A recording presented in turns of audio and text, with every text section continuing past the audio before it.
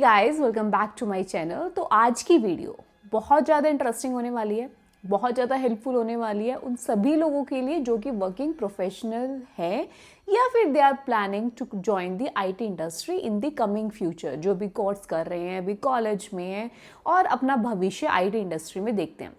सबसे पहली बात तो ये कि हम सबको पता है कि अभी अगस्त के स्टार्टिंग वीक में, जुलाई के एंड वीक के अराउंड न्यूज़ आई थी टीसीएस से कि भाई वो 12,000 एम्प्लॉयज़ को ले ऑफ कर रही है।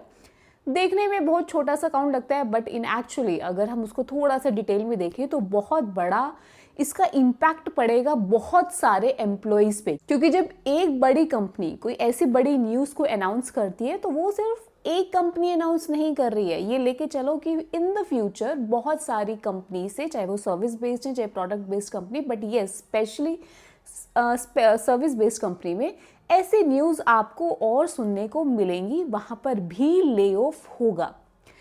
अब हम बात करें रीज़न की, तो हम सब ने बहुत सारी वीडियोस न्यूज़ देखी होगी कि भाई एआई को रिस्पॉन्सिबल ठहराया जा रहा है इसके पीछे, but AI is not the only reason. अब हम अगर यहाँ पे टीसीएस की ही बात करें तो उससे 2-3 दिन पहले ही उनकी न्यूज़ आई थी, जो क्वार्टरली रिजल्ट निकलता है कि भाई जितना उनका एक्सपेक्टेशन था उतना रेवेन्यू उनका जनरेट नहीं हुआ था। Share price also goes down by 3.5%।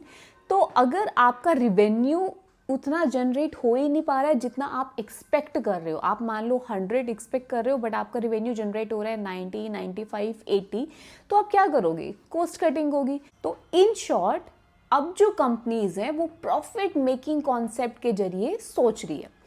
अब यहाँ पे हम बात करें एआई की, अगर तो एआई का यस इम्पैक्ट पड़ रहा है और पड़ेगा भी। अगर पहले कोई कंपनी, मान लो इंडिया में, उसको अपना एक ऑफिस सेटअप करना था और उसको 100 फॉक्स चाहिए थे, लेकिन अभी के टाइम में विद एआई उसको 100 लोगों की नीड नहीं है, उसका 30-40 पीपल या 20-30 लोगों के ही साथ विद एआई काम चल जाएगा।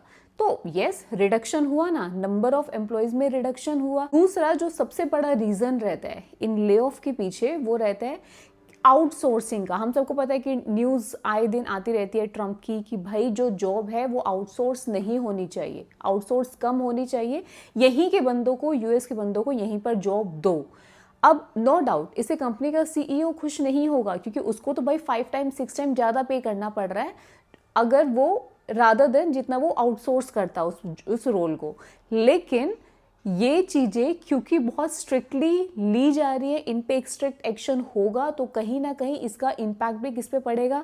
एम्प्लॉयज़ पे पड़ेगा। जो यहाँ पे जो आउटसोर्स होती थी वो नंबर ऑफ जॉब हमारी कम हो जाएंगी, तो इम्पैक्ट पड़ेगा। अब इसमें ऐसे टाइम में जब हमको पता है कि कंपनी जो है वो प्रॉफिट मेकिंग कॉन्सेप्ट के थ्रू देख रही है, तो हमें क्या चीज़ें कंसिडर करते हुए चलना चाहिए या किन चीज़ों को हमें ध्यान देना चाहिए? भाई सबसे पहली बात तो ये, number 1, always be ready for exit.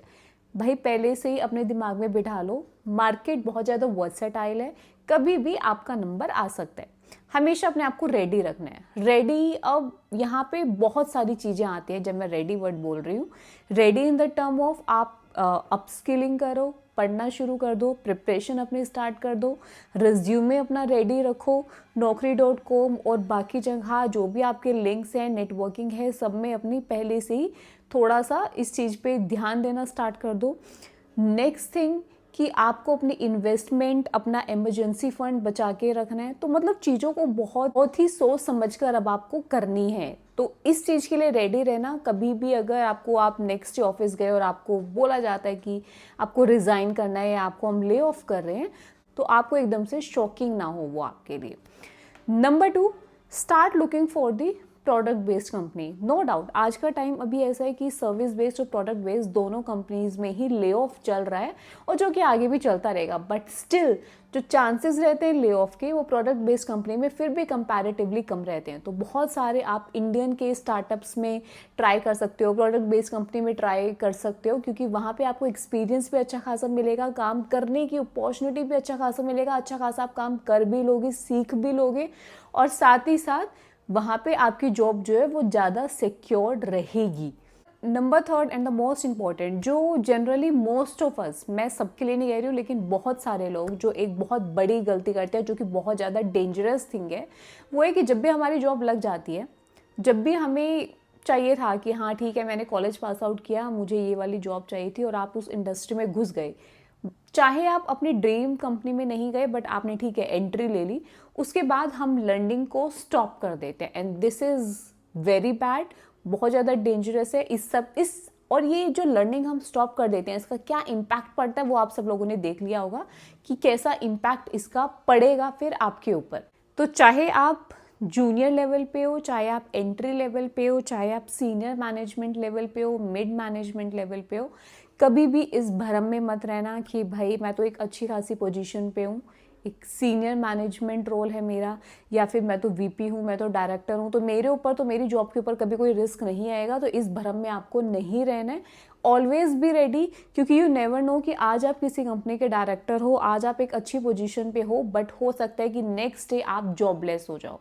तो हमेशा आपको रेडी होके रखना है, अपने आप को प्रिपेयर्ड करके रखना है। तो इसके साथ ही मिलेंगे नेक्स्ट वीडियो में कुछ नई इन्फॉर्मेशन के साथ, कुछ नए अपडेट के साथ। Till then keep learning and keep pushing yourself. Bye bye.